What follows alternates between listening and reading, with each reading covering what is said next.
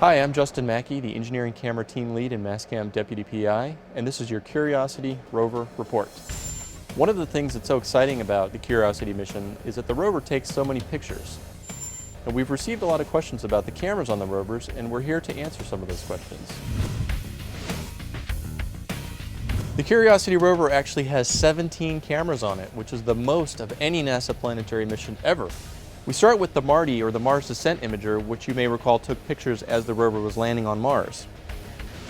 Then we have the MALI instrument, which is the camera mounted on the end of the arm, and that takes close-up, high-resolution color photos.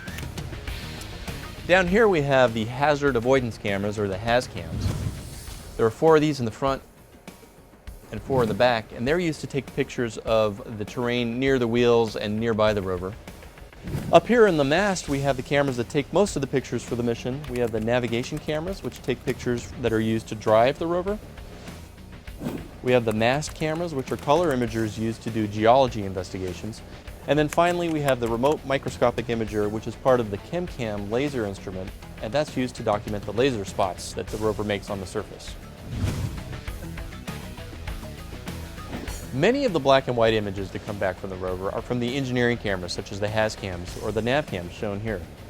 The reason that they're black and white, or grayscale as we call it, is because that's all the rover really needs in order to detect rocks and other obstacles.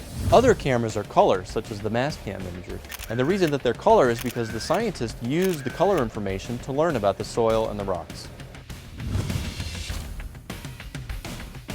The rover has 2 different types of cameras. There are 1 megapixel black and white imagers for the engineering cameras and 2 megapixel color imagers for the science cameras. Yes, in fact, we already have taken video. In addition to the video that we took when the rover was descending onto the surface, we've taken movies of the soil being shaken in the scoop.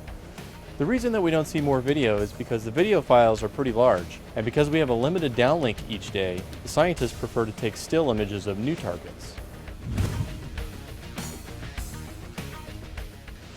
The rover takes panoramic photos, much like you do with your smartphone.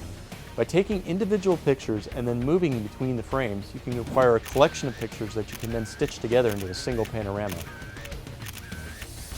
The rover does the same thing. We move the cameras between each individual pictures and stitch them together on the ground.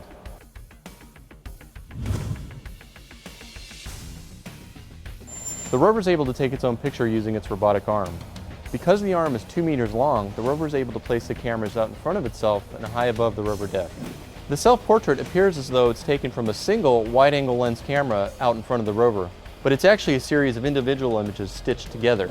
As this animation shows, the rover is imaging the deck while the arm is behind the camera. And then to image the ground, we spin the arm around 180 degrees and image the terrain. And again, the arm is behind the camera when taking these pictures. And when we stitch them all together, you don't see the arm in any of the pictures. We hope this answers some of your questions about cameras and Curiosity, our robotic photographer on Mars. I'm Justin Mackey, and this has been your Curiosity Rover Report.